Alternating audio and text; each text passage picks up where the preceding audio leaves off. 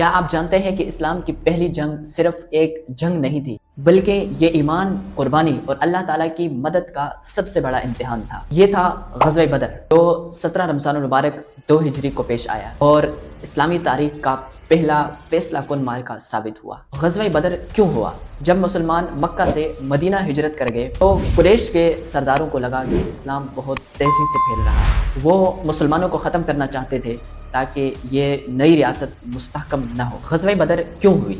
مکہ کے قریشی تاجر شام سے ایک بڑا تجارتی قافلہ لے کر آ رہے تھے جس میں کافی دولت تھی۔ مسلمانوں کو لگا کہ اگر ہم اس قافلے کو روک لیں تو قریش کو مالی طور پر کافی نقصان ہو سکتا ہے۔ ابو سفیان نے قافلے کو بچا لیا لیکن قریش کو جنگ کے لیے اکسا دیا۔ قریش نے 1000 جنگجو، 100 گھوڑے اور زرہ اور جدید اسلحہ کے ساتھ مدینہ پر چڑھائی کرنے کا فیصلہ کیا۔ نبی کریم صلی اللہ علیہ وسلم نے صحابہ کرام سے مشورہ کیا کہ جنگ کی جائے یا نہیں، تو اس پر حضرت مقداد رضی اللہ عنہ نے کہا، یا رسول اللہ، ہم موسیٰ علیہ السلام کی قوم کی طرح نہیں کہیں گے کہ جاؤ تم اور تمہارا رب جنگ کرو، ہم یہی بیٹھے ہیں، بلکہ ہم آپ کے ساتھ ہیں۔ یہ چیز ہمیں کیا سکھاتی ہے؟ مشکل وقت میں اتحاد ضروری ہے۔ جنگ صرف طاقت سے نہیں، حکمت سے جیتی جاتی ہے۔ مسلمانوں اور قریش کی طاقت کا موازنہ کچھ اس طرح ہے۔ مسلمانوں کی تعداد جس میں 313 افراد تھے اور صرف 2 گھوڑے اور 8 تلواریں تھیں اور زیادہ تر فوجی پیادل اور کمزور ہتھیاروں کے ساتھ۔ دوسری طرف قریش کی فوج جس میں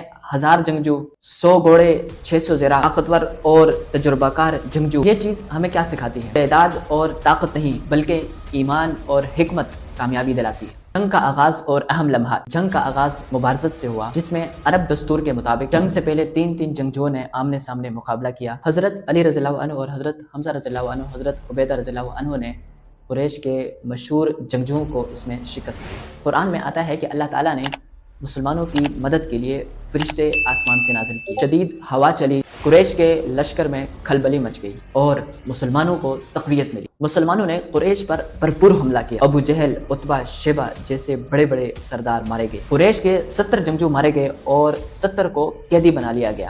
قریش کی طاقت ٹوٹ گئی اور وہ میدان چھوڑ کر بھاگ گئے۔ یہ چیز ہمیں کیا سکھاتی ہے؟ اللہ پر بھروسہ اور دعا ہر مشکل میں کامیابی دلا سکتی ہے۔ بہادری کے ساتھ حکمت عملی بھی ضروری ہے۔ اس جنگ کے بعد کیا ہوا؟ اس جنگ کے نتائج اور اثرات کیا ہوئے؟ عام جنگوں کے برعکس مسلمانوں نے قیدیوں کے ساتھ عزت اور احترام کا سلوک کیا۔ کچھ قیدیوں کو فدیہ یعنی رقم لے کر ان کو آزاد کر دیا، کچھ کو تعلیم دینے کے بدلے رہا کر دیا گیا۔ اس جنگ کے بعد مدینہ میں اسلامی ریاست مزید مستحکم ہو گئی۔ قریش کو اندازہ ہو گیا کہ مسلمانوں کو آسانی سے ختم نہیں کیا جا سکتا۔ اس سے ہمیں کیا سبق ملتا ہے؟ اسلام میں جنگ کا مقصد تباہی نہیں بلکہ انصاف اور اصلاح ہے۔ تعلیم کی اہمیت۔ قیدیوں کو علم سکھانے کے بدلے آزاد کرنا ایک انقلابی فیصلہ۔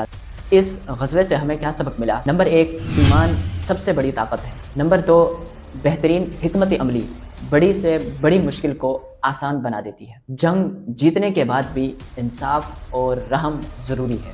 علم کی طاقت ہمیشہ تلوار سے زیادہ طاقتور ہوتی ہے۔ آخر میں اگر اس جنگ کو دیکھا جائے تو یہ جنگ بہت چھوٹی تھی لیکن اس کے اثرات بہت بڑے ہوئے۔ یہ جنگ ایمان، صبر اور حکمت کی علامت بنی۔ اگر آج مسلمان وہی اتحاد، دیانت اور علم حاصل کریں تو دنیا میں ایک بار پھر عظیم قوم بن سکتے ہیں۔ تاریخ سے سیکھنے کی ضرورت ہے اور اتحاد پیدا کرنے کی ضرورت ہے اور اپنی پہچان کو مضبوط کرنے کی ضرورت ہے۔ السلام علیکم ورحمۃ اللہ وبرکاتہ۔